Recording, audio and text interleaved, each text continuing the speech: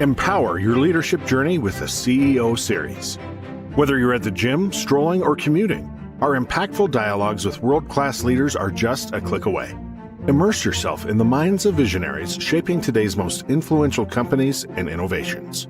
It's not just an interview. It's a masterclass in leadership. Don't miss out. Available on Apple Podcasts, Spotify, and major streaming platforms.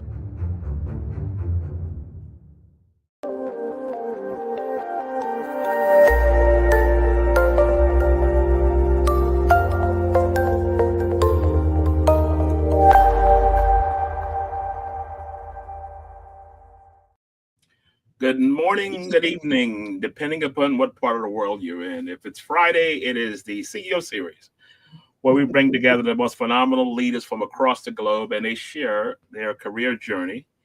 And today we are honored to have a dear friend of mine, Meisha Ann Martin, who's the Vice President of People Research at Workhuman. She's a recognized expert in people analytics and the employee experience and a PhD doctor in industrial organizational psychology. Nearly 2 decades of industry experience. She's led efforts at companies like JetBlue, Flex, Raymond James Financial, and now she helps organizations to build a more human, inclusive, and psychological safety workplaces. Proudly Jamaican by birth and American by choice. Is that pretty cool? Thank you. Thank you. I'm so honored to be here. I've seen your other guests, and so I know I'm in good company. So I'm excited for today. Okay, thank you. Thank you so much for that. We always start with asking our guests to walk us through their career journey from Jamaican to doctor. Yeah. So, I've always been into art, literature, the human experience. And so when I was in high school in Jamaica, I studied sociology. And as I was studying sociology, I thought, okay, this is really, really fascinating, but I wanted to go down one level to people, like the individual human behavior. And that's how come I ended up studying psychology when I came to the US to study. I went to Morgan State University. It is an HBCU, historically Black colleges and universities.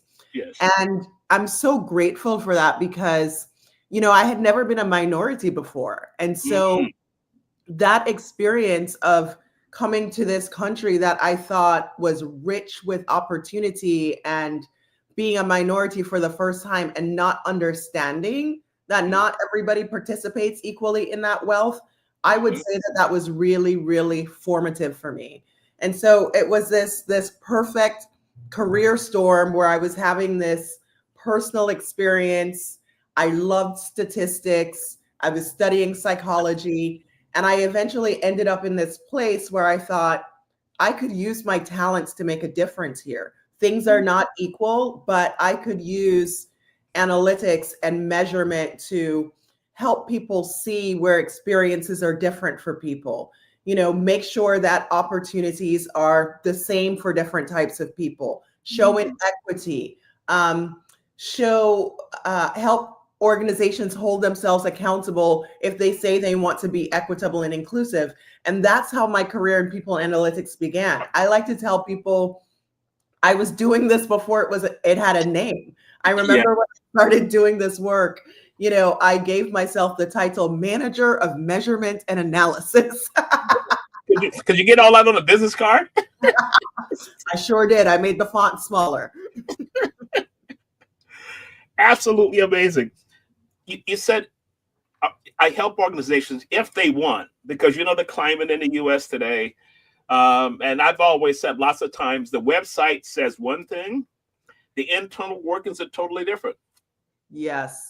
In my experience, this is a continuum, right? Of course, there are going to be organizations that don't want to do that at all. There are not very many because the organizations that don't want to do that are just not very successful. The world is diverse. That's just the reality. And so the organizations that can not only deal with that, but optimize that are the most successful, right?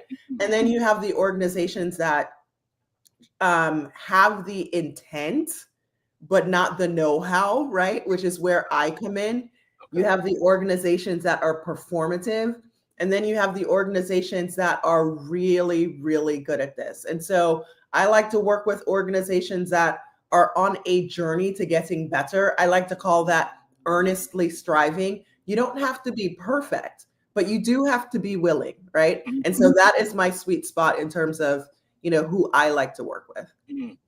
What I found unique when you were talking about, coming to Morgan, and you were able to pretty much figure out where you were headed, because I teach at a couple of universities, and what I say I teach adjunct is not like professorship or anything like that. But when I talk to students, they don't really know where they are headed, and they're trying to figure it out. They maybe they came to school to major in a particular field because their family member, somebody told them this was what to do. Yeah. I think we've steered people wrong. I think in my experience, we tell people, do what you're good at. And it only gets you so far. So what I see in my research, particularly with women, is people get to a certain point and they turn around and they go, this is it?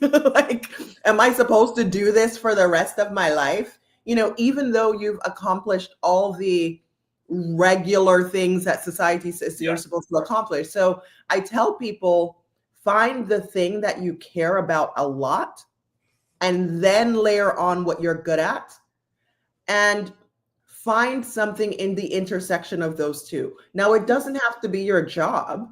I've worked with people that are only working to serve whatever they're doing at that intersection, right? Like it could be starting a nonprofit, something else. But I find that the most meaningful life is lived when people apply their strengths to their passions. As you were walking through that, we've had doctors on the show who were moved into real estate. We have doctors who became consultants. We have lawyers that are no longer lawyering. Yes.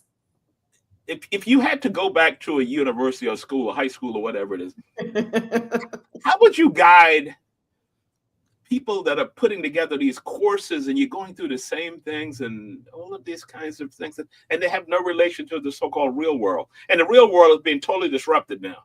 Yeah. What advice would you give to educators? Yes. So I love that question. I grew up in a context where, the tracks were very, very prescribed. I remember in high school, my mother fought with the administration because I wanted to do art and chemistry. And that was, I know, because I liked colors and I wanted to develop makeup colors. That's what I wanted to do. And I knew I needed art and chemistry. And so I would say to administrators, make sure that your offerings are structured in a way where people can really explore. Because so many times you think that you want to do something and you try it and you're like, I don't want to do that. I thought I wanted to be a clinical psychologist at one point. And then I thought, oh no. So I think, the space to explore, the space to dream, but also have people think about, what do you want your impact on the world to be?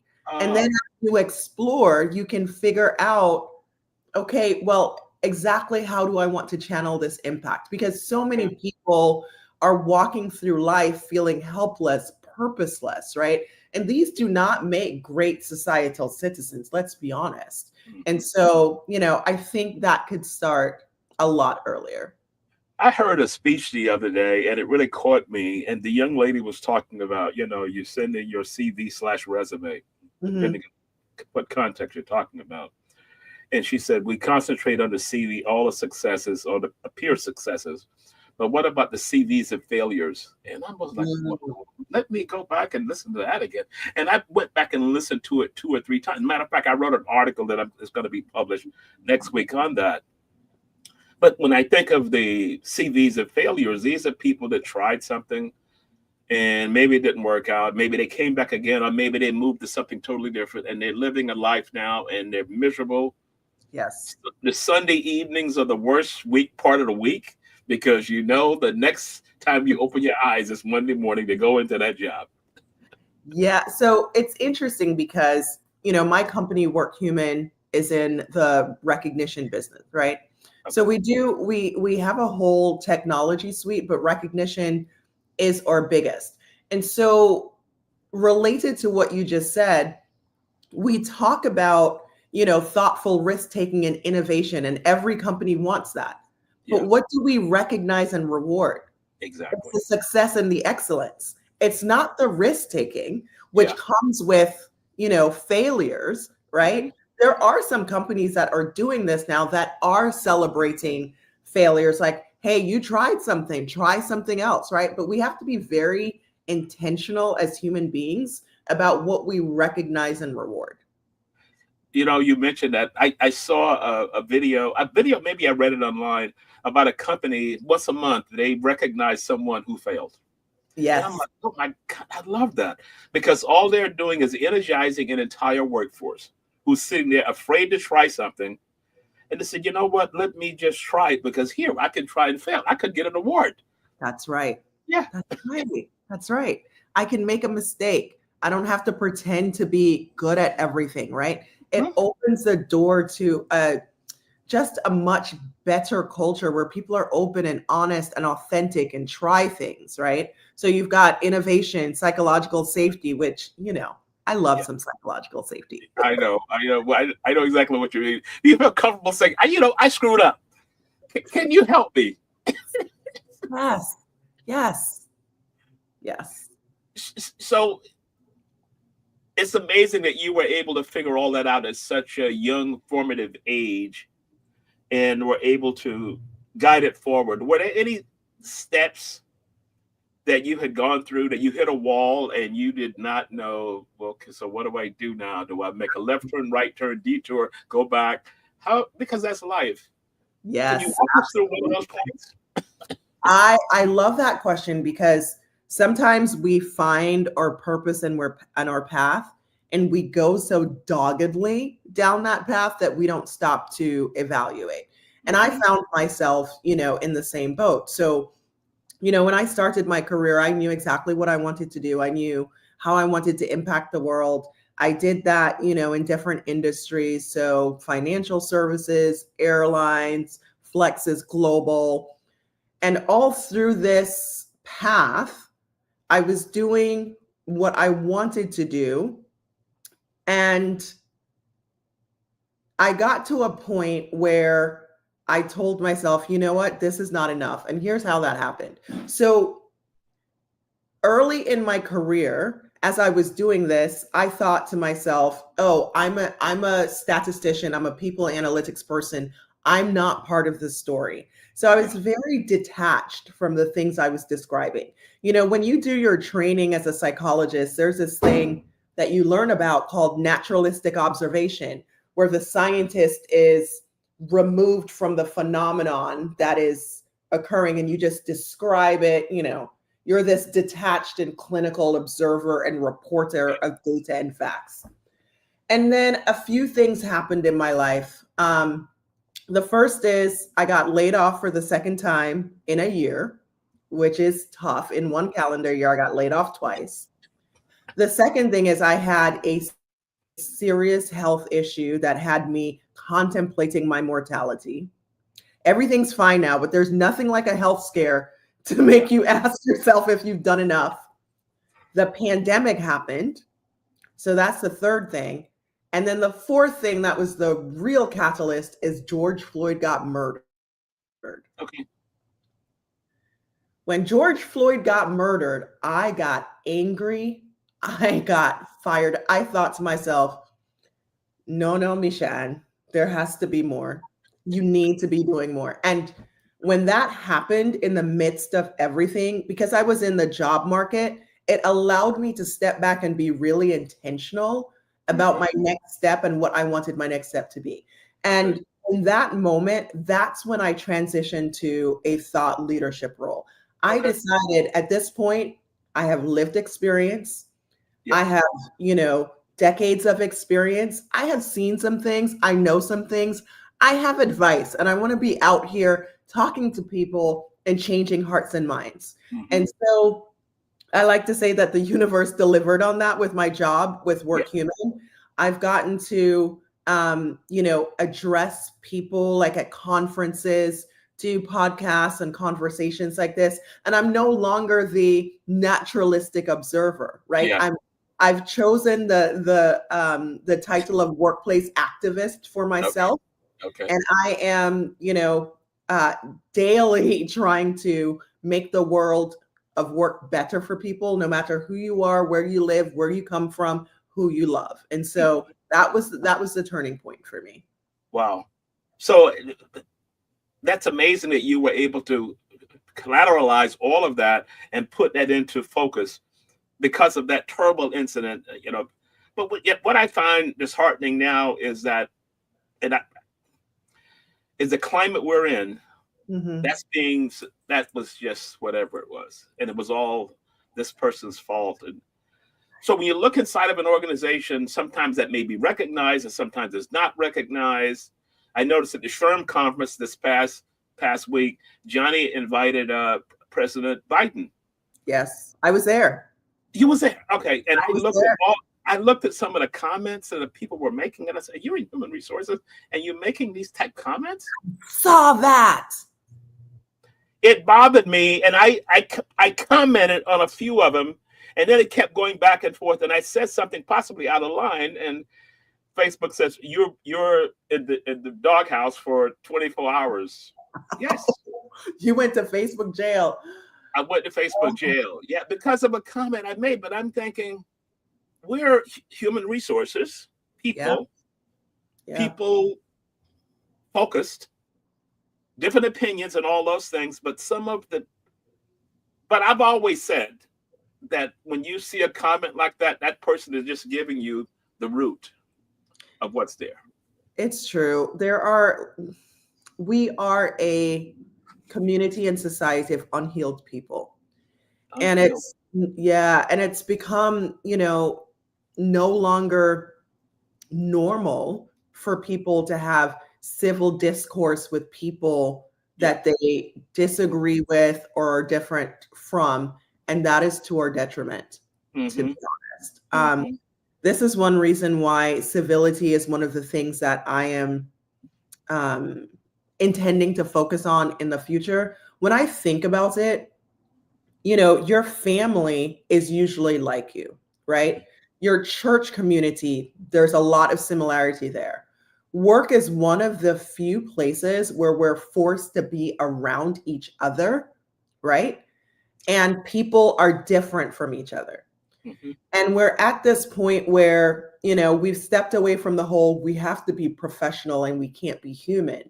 And so if we could foster this place where people could become community to each other, even in places where they disagree, I think that is the perfect place to change hearts and minds through connection and civil dialogue. It is a big charter. I know I'm an idealist. I'm a dreamer. I have an audacious imagination, but I believe that it is possible. Well, good luck on that one, because what I received, that's additional hope. But anyway, I was the former CEO for Great Place to Work out of the Dubai office.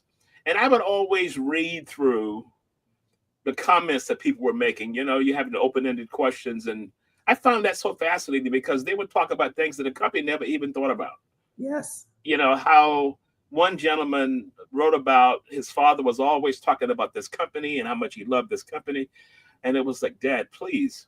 And when his father passed, the company came in, took care of everything, flew the family in, took care of the family for a couple of weeks before they were able to ship the body back. And he said, at that point, I realized what this company was about. What are some techniques that companies could foster to build that environment that we can do the profit, we can do shareholder value, we hear about all those things, but can we be people focused and making sure we take care of our people? So I was at SHRM and I presented at SHRM on this very topic. Okay. And I talked about the Gallup path, which is a very well supported model that links the performance of economies back to the performance of businesses within that economy, and the performance of businesses to how people feel and operate. I like to tell people you need to care about how people feel, because how they feel impacts what they do. And what they do at work is their performance, which exactly helps your businesses thrive, helps you attract and retain customers, all of that. So we have to bring it back to the human. And so I talk about two fundamental practices that people can do that. One of them is recognition, or said differently, acknowledgement. So often people go into work, they spend more time at work than they do with their families, and they become invisible. They do work that nobody sees or appreciates. And so in order to get to the core of humanity, people need to have very intentional recognition practices. That does a number of things. It allows you to strategically reinforce the right behaviors for the business outcome you want. It allows you to culture craft. And so it is this positive reinforcement or recognition thing is this tool that gets you from strategy to execution. But while you're using this tool and people are sending these heartfelt messages of appreciation to each other, they're connecting. When people take their guards down and say, hey, thank you for this specific thing, this is what it meant to me, it connects people to each other, to your culture, to your organization. It drives engagement, all of those things. The second practice I talked about, and this is something that people don't talk about enough, is the one-on-one meeting between a leader and their direct report. Yes. Nobody gets training on how to do that. All our research says that forms the foundation of how people experience the organization. Gallup's research says 70% of team engagement is down to the manager, and this fundamental practice people don't get guidance on. And so I give a few tips for that, right? When you have a one-on-one meeting with your direct report, don't start with the work, start with the person. Ask them how they're doing. Ask them how they're doing on a scale of 1 to 10. Ask good follow-up questions. Don't show up to the meeting rushed. Be prepared. Co-create an agenda. Have this meeting weekly, right? And ever so often ask the direct report how that meeting is working for them, so that they understand this time is not just for me. It's not just for the business. It's for me to make sure you're okay. That sounds cool. When I moved to Saudi Arabia, I tried to bring that kind of concept in. And I had an old style leader. And this is what happens in organizations. He says, he's looking at me side eye and he said, oh, that's foo-foo. I said, I understand what my interpretation of foo-foo is. What is your interpretation? He said, just do the work. This is what I say to do, and all of this kind of thing. And all of these kind of interactions I'd have with leaders. And I said, this is not the place for me, because I'm not that type leader. And I knew that I wasn't long for that, for being there. And eventually I left because of a lot of other issues that came up. But that was a mindset. So what you're talking about totally makes sense. And I see younger leaders kind of adapting that. But I see lots of times in the older leadership profile, they may still be stuck. I agree. On the way that they built their careers. I'm paying you to do a job. Do you realize people have choices around where they do their jobs, right? And people don't, I think sometimes people don't recognize that this motivation is energy. And so in my career, what I have done quite a bit and with success is to use data. So Evidence-based. Yeah. So thinking about things like recognition, right? Which people think are foo-foo. If you show in an organization, hey, the plants that are using recognition to reinforce safety behaviors actually have better safety outcomes, and we can prove that. You think this is foo-foo? Here's a free tool that we're giving you to accomplish the goals that you're comped on.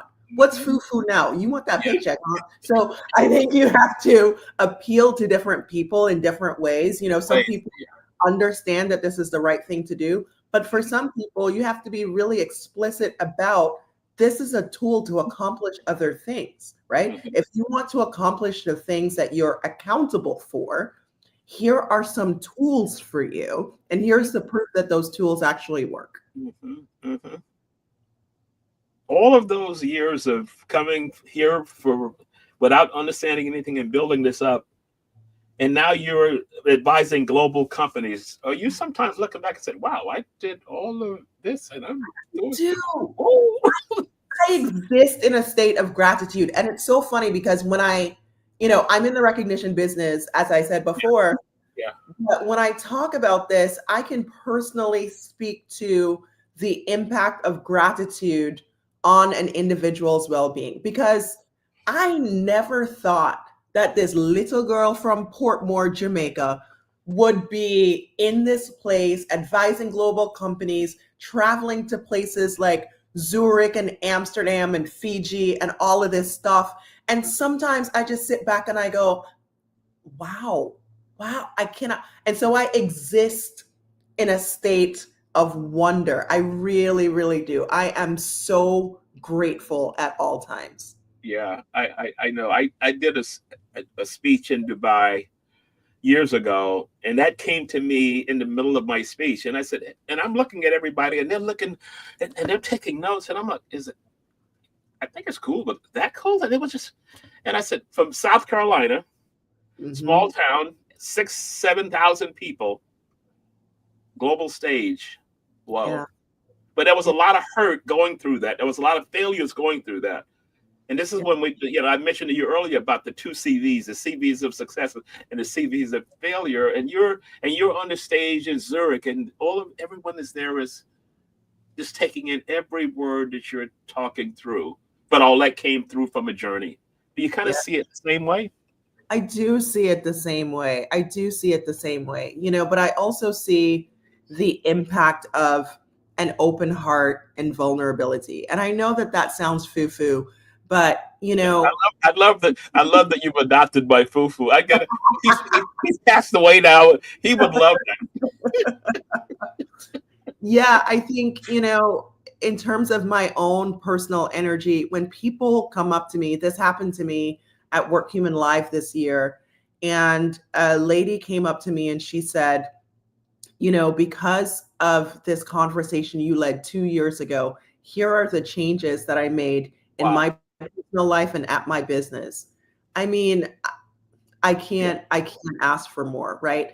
And so, yes, I have, like everybody else, failed, but I honor those failures because it got me to that place where that lady could come up to me and say that thing, and I see my impact as, when you put a pebble in the pond and it ripples out, and all of those failures, all of those choices led me here. And so I have absolutely no regrets, right? Because all of them served a purpose. All of them served the purpose to get you to where you were. Now, how would you describe you've walked us through from high level in your work, in the people that report into you, and I'm sure you have people that report into you. What is your leadership philosophy? Are you taking that and flipping it over to them to build better leaders as kind of a futuristic approach?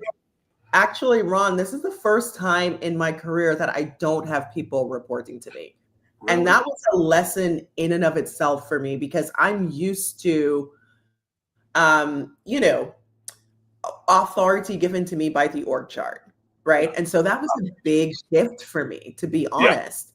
Yeah. And, my leadership now is through others and through influence. And I had to learn that the org chart is not the end all and be all of getting things done. And so I started at Workhuman, and I had a team, and my leadership philosophy, I came up with this term called the generous check-in, right? Because I talk about one-on-ones. And so I'm very intentional about check-ins, checking in to see how people are doing. I would say my leadership style has a flavor of vulnerability. So for example, I live in Texas, and the floods in Texas were really hard for me. Like, it's been hard to be existing this week in all this sadness.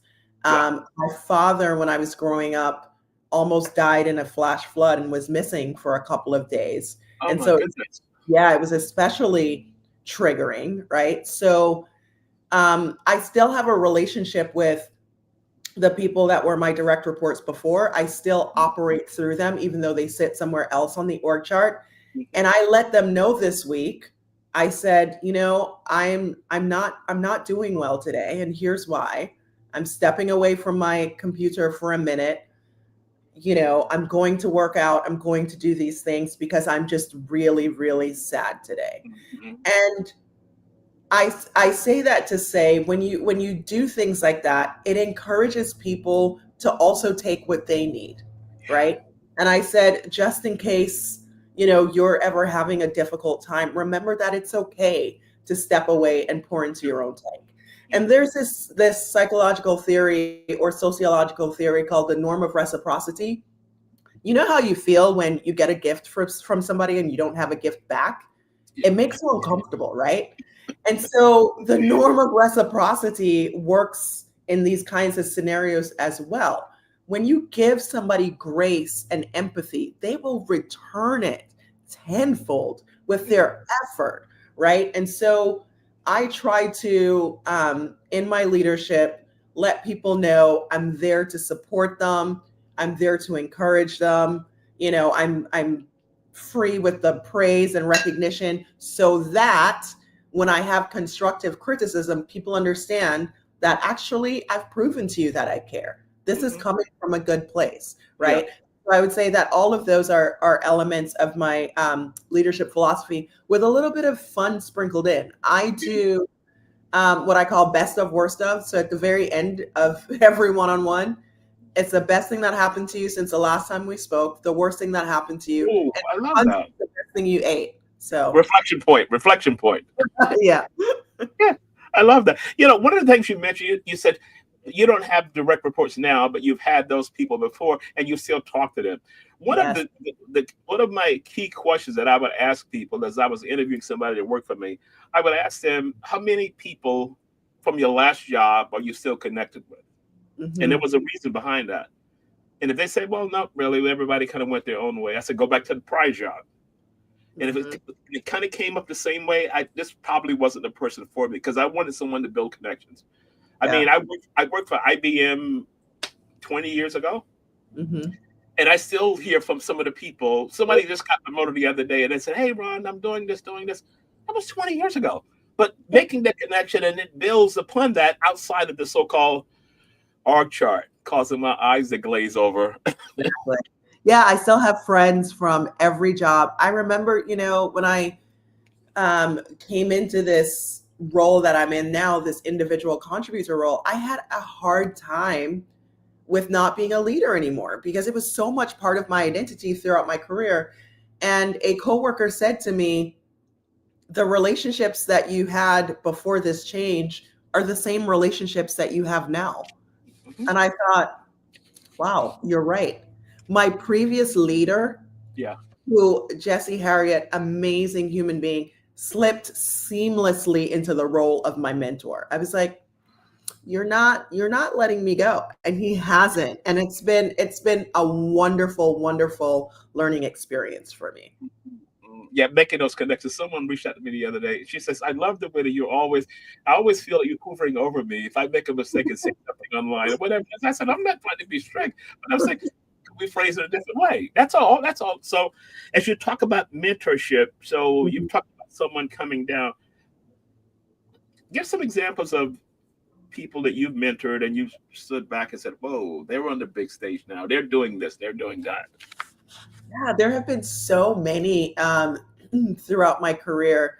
I would say that the one that comes most to mind is somebody I hired as an intern during my first role. And she's now, I think she's leading talent management. Like she's gone so far. Wow. I see all my previous direct reports doing wonderful, wonderful and great things. I have, still a few mentors today. I also have people that mentored me, that I'm still in contact with. Yeah. I recently commented on a Facebook post from, was she my very first leader? She was one of my very first leaders at my very first job. And I, was showing appreciation to her for everything that she poured into me.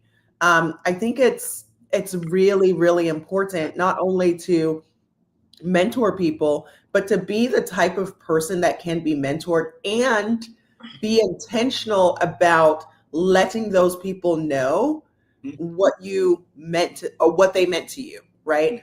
So yeah, it is the most virtuous of cycles. Yeah, yeah. I sent a note to the first leader who brought me into so-called human resource, because I was always in training, but never in a human resource capacity. And I sent her a note this morning because she had posted something online. I just got up this big award in Dubai, and I sent it over to her, and I said, "All I'm saying is thank you. No comment needed. Just thanks." And I'm sure that if she opens that up, or if she may have opened up and responded to me already, I'm sure it made her day. Exactly. Because that was 20 plus years ago, in trying to drive that. If you look back on your career, what are you most proud of? Oh my God. And the reason I say that is because you get to these intersections. Do I take a left, right? Do I go straight ahead? Sometimes it's the wrong GPS and you maybe make a mistake. But when you look back, what did you, I'm so glad this happened. Yeah, so I'm going to give you one concrete answer and one abstract answer. Okay. The concrete answer, I would say I'm proud of a lot of the work I did at Flex. And it's interesting because that work was more visualization work than analytics work. And I'm proud of it because, I mean, it was a huge task and charter, which is to produce dashboards of real-time HR data for a company that has over 200,000 employees in over 100 countries. Real-time HR data. Have you ever heard of such a thing?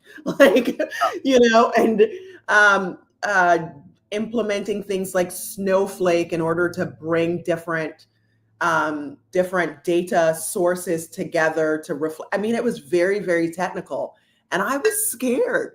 And, a leader at the time, he said, wow, like I didn't actually think you could pull this off. And so I'm proud of that because I persisted despite the obstacles and got it done. So that is the most technically difficult thing that I've ever accomplished that I'm proud of. But in general, what I'm most proud of is the opportunity to change the way that people think and behave that affect other people around them.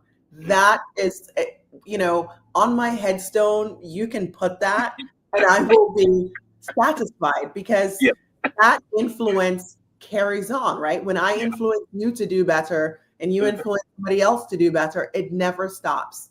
I'm proudest of that. Mm. If you could go, but was that the abstract? That was the abstract. That was the abstract. Okay, just wanted to make sure that was it. I love the tombstone on your tombstone, because I was reading something the other day, and a person said, "This is what I want carved on my tombstone." So Martin Luther King says, I forget and I may be wrapping this up the wrong way, but he said that I want to be remembered as not for the PhDs and all of this. I tried to help somebody. That's right. Oh, something as simple as that. Don't give me the accolades and all this thing. I tried to help somebody. So we all, as we rise through years and we rise through jobs, to try and give back and help people. And I love the tombstone analogy. And I'd say all that because I want to flip back into your younger self. Where you are today. Yes. If you had to go back and give your younger self, just arriving in Baltimore, Morgan, yay. Any advice you'd give to the younger version? Yes, I've always been a really anxious person. And so if I could go back to that, can you believe I was 16? Isn't that insane? 16. Woo! I would go back. The football players called me jailbait. So funny. Anyway, if I would go back, I would say, don't worry so much. It's going to be all right. Take some time to dream. That's what I would say. Worry less, dream more. my father we'd be sitting talking. He said, "Oh, if I could go back," my mother would say, "No, you need being dead or you be in jail, either one." She said, "Don't even go there with that." You know, and he had built up a career and he was a successful businessman, but sometimes he would just say that kind of advice to your younger self and driving that forward. So you talked about the so-called tombstone and what you would be etched onto that. So I'm going to put you in front of a senior class of people that are graduating, starry-eyed, vision, 1, 2, 3, 4. Nope. What advice would you give them? Oh, geez. I would say, the world is big and scary right now. I'm so sure I'm not telling you something that you don't already feel or know. Yeah. You don't have to take on all of it, but figure out what your small part is in that. Mm-hmm. Don't try to change the world all at once. Try to change your immediate surroundings. What can you do, right? What lasting impact are you going to have on the world? Okay. And I promise you, once you figure that out, you will be happier and healthier as a human. But also, if you all do that as a group, the world will be better. Okay. Let's flip that to their employees. You've got CEOs in the room that's going to be hiring all these people. And that audience is made up of C-suite, the so-called C-suite inside of an organization who I deal with a lot. And it's just like, please. What advice would you give to them, that audience, about the new people that are coming in? I would say they have different expectations, but it doesn't mean their expectations are wrong. Okay. So one of the examples I give of this comes from our research. People ask me all the time, is recognition different by cultures? Does it change by generations? And I say, based on the research, the expectations are different. Younger people have more of an expectation for recognition. But when you look at the impact of recognition across generations, it is the exact same. And so in some ways, this younger generation is smarter, right? They have a higher expectation for things like flexibility, recognition, work-life balance. But here's the gag. These are the things that work, right? And so I would advise CEOs to be open to that and not think about, oh, they want all these things, and think about things that you're giving up, but think about what are the impacts of those things that they're asking for, because more often than not, the impact benefits not just them, but it benefits you too. And it benefits the organization, that P&L and all those kinds of targets, those key metrics that they are looking for. You mentioned that. I've learned more from my daughter, she's global director for a company. I won't name the company, but sometimes she pulls me aside and says, "Stop it. I don't want the career that you have. I don't want to be a CEO. I don't want to have the initials behind my name. I want to do good work, leave at 5 o'clock and do what I do and be appreciated." I'm like, well, that's pretty simple. That's pretty simple, because I read an article the other day. Eric Schmidt, who was one of the founding CEOs of Google, and said, all this work from home, you can't get promoted if you're not there and you're not showing in front of people and all these kinds of things. And I just looked at the comments. People said, whoever said anything about getting promoted? I don't want to get promoted. I want to have a job that pays me well to do what I need to do. All simple stuff. And this is why I come back to, I think that needs to be a metamorphosis with that so-called C-suite, because lots of their thoughts are based on a different era. The era of coming in and you're working and it's a ladder and I'm climbing the ladder and I'm doing this and I'm doing. They don't want that. And this is what my daughter told me. She said, I don't want to do that. But CEOs respond to evidence. And we haven't been as good at providing that evidence as we should be, right? So I'm so excited about this skills revolution and what it will mean for companies and individuals. Now it means, if you divide a role into all these different skills, like maybe that opens the door to job sharing, right? To the mother who's not quite ready to come back to work, but also doesn't want to be completely absent, right?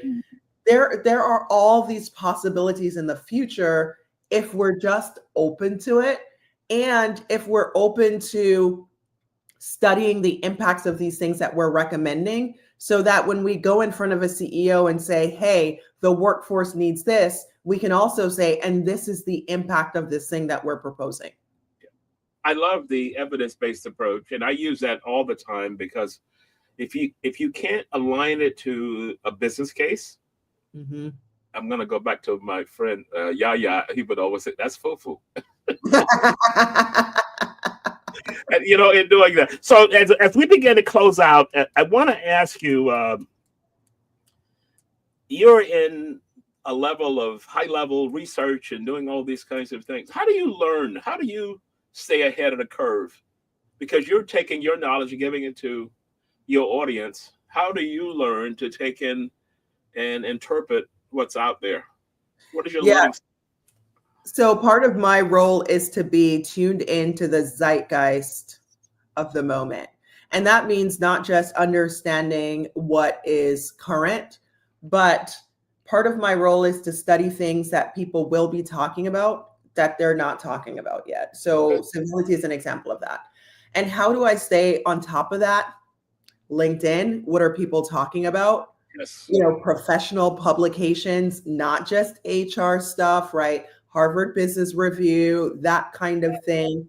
Conversations with people. I'm in this great role where I get to talk to different people from different businesses and different industries. So I learn that way too. So I would say for the average person, maintain your network, keep talking to your network. We've got things like, HR roundtables. All of these things are important in order for us to continue to learn from each other and evolve. That's awesome. That's awesome. I want to do a quick shout out to some of our listeners. Peter Piccinini, who was a prior guest, started in arts, managing plays and all these kind of things. Now he's a financial expert in doing those kind of things. Jim Moy, who was my neighbor in Saudi Arabia, we lived next door to each other. He's now a big shot attorney. He hates when I say that. He's now a big shot attorney in Washington, D.C. And Marvin Keys. Hey, Marvin, how are you? Also a friend of mine and a connection online. So thank you all for listening in. As we close out, do you have any closing thoughts for the audience? Yes, we're in this moment where, emotions are high and things are difficult. Like, this is what I'm feeling, right? So the couple of things that I would leave us with is it's more foo-foo, okay? It's be good to yourself and with each other. When I spoke at SHRM, I spoke about this theory called the conservation of resources theory. And what it says is, if we are not first well, we do not have the emotional resources to contribute to somebody else. We cannot pour from an empty emotional cup. The way humans are wired is we conserve our resources if they are sparse. And so be intentional about, your own well-being, your own joy, so that you can serve the people you work with so they can turn around and serve other people. Be civil and kind to each other. As you're having these conversations at work, whether you disagree on a work thing or a geopolitical thing, be curious. This was something that came up a lot at SHRM, and even in our own conference at Workhuman Live, the importance of good questions. Listen to hear, not to respond. Okay. So those are the things that I would leave our audience with. Oh, good question. Oh my God, we can go on and on, but I know we have a time limit now. In doing this. Thank you so much for being a guest, and I will stay in touch. I want you to hang on as we close out, because there's some things I wanted to talk to you about. So for all the guests that's listening in, thank you so much, and we'll see you next Friday. Remember, if it's Friday, it is the CEO series. Thank you. Thank you. Okay.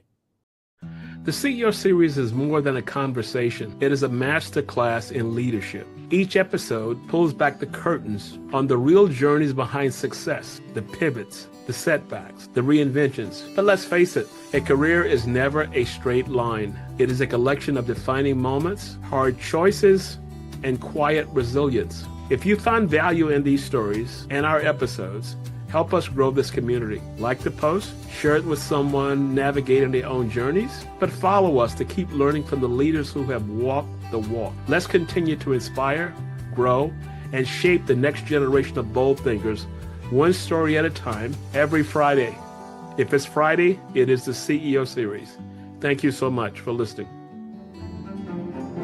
Take the CEO series with you anywhere, anytime. All episodes are now available on Apple Podcasts, Spotify, and major streaming platforms. It's not just an interview. It's a masterclass in leadership.